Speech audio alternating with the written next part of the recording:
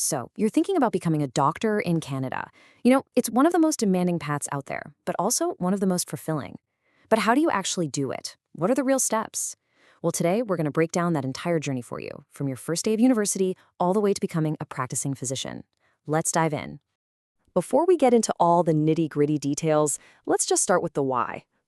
This quote from Dr. Paulerler, it really gets to the heart of it. It's such a powerful reminder that at the end of the day, medicine is way more than just a career. It's a true privilege. So let's keep that in mind as we walk through the steps. Okay, so if that's the motivation, the next big question is, who makes a good doctor? It's about so much more than just being book smart. There are these core qualities you absolutely need to build a successful career in medicine.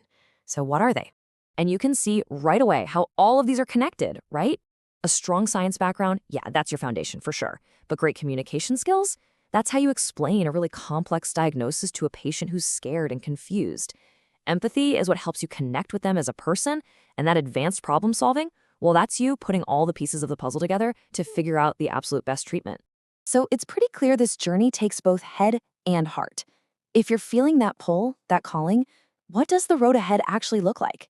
Like it says here, yeah, the path is long, but every single step is essential. So let's map it out together. And here it is. This is the roadmap. These are the 6 major milestones you'll hit on your way to becoming a doctor in Canada. We're going to walk through every single one, starting right at the beginning, with step 1, your bachelor's degree. All right, let's start at square one. This first step is all about building that solid academic foundation. This is where you really prove you have the dedication and the scientific chops to even get started on this journey. Now, here's a really important thing to know. Canada doesn't really have an official pre-med program. Your undergrad is your pre-med. You need a 4-year bachelor's degree to even apply, and focusing on fields like biology, chemistry, and physics is going to give you a huge leg up. These are the courses that build the foundation for the MCAT, that's the medical college admission test, and for med school itself. Okay, next up, medical school.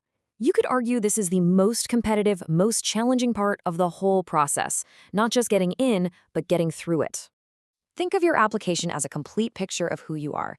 It is not just about your grades. I mean, yes, your transcript and your MCAT score have to be top-notch, no question. But your personal statement, that tells them why you want to be a doctor. And your reference letters show that other professionals see that potential in you too. Every school has its own unique requirements, so doing your homework here is absolutely critical. Graduating from med school is a huge deal, a massive achievement. But the exams aren't over yet, not by a long shot. You still have to prove what you know.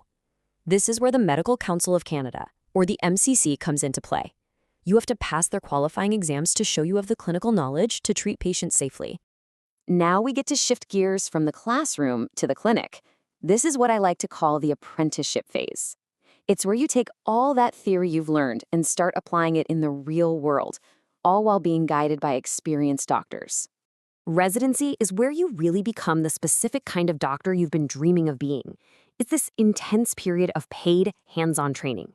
And that time frame, 2 to 6 years, makes a lot of sense when you think about it. If you want to be a family doctor, you need a broad set of skills, and that takes about 2 years. But a neurosurgeon, that requires this incredibly deep, specialized training that can easily take 6 years, maybe even more. So after you've passed your exams and finished your residency, you earn this really important credential, the Licentiate of the Medical Council of Canada, or LMCC. The best way to think about this is like your national seal of approval. It's a thing that says, yes, this person has met the high standards required to practice medicine anywhere in Canada. And that LMCC credential, it's a huge piece of what's known as the Canadian standard. This is basically the uniform set of requirements for all doctors, and it's so important. It's there to make sure that a doctor practicing in British Columbia has met the exact same core qualifications as a doctor in Newfoundland. It's all about guaranteeing a consistently high quality of care for every single Canadian, no matter where they live. And here's where you can see how all those pieces we've been talking about finally fit together.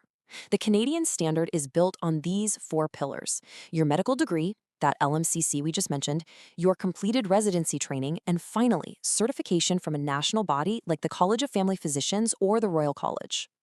So you've done it. You've met the national standard. You are fully qualified. But wait, there's one final gate you have to pass through before you can officially start practicing medicine, getting your provincial license. Now, this is a really, really important distinction to get, so let's break it down. The Medical Council of Canada, the MCC, sets the national standard and gives you that LMCC credential. But it's the provincial and territorial medical regulatory authorities, the MRAs, that actually grant you the official license to practice medicine in their specific jurisdiction, and they might even have their own extra requirements you'll need to meet. All right, so we've just walked through the entire journey, and that leads to a pretty obvious and pretty important question. Just how long does all of this take? And here's the honest answer. It's a marathon, not a sprint. You are looking at a commitment of about 10 to 12 years.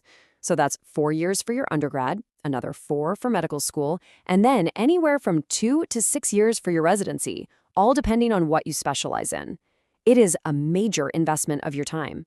And of course, the other big question on everyone's mind is the financial investment. What's the price tag for a medical education here in Canada? Well, for Canadian residents, the average annual tuition for med school usually falls somewhere between $10,000 and $30,000. It does vary quite a bit depending on the university, so it's super important to research specific schools.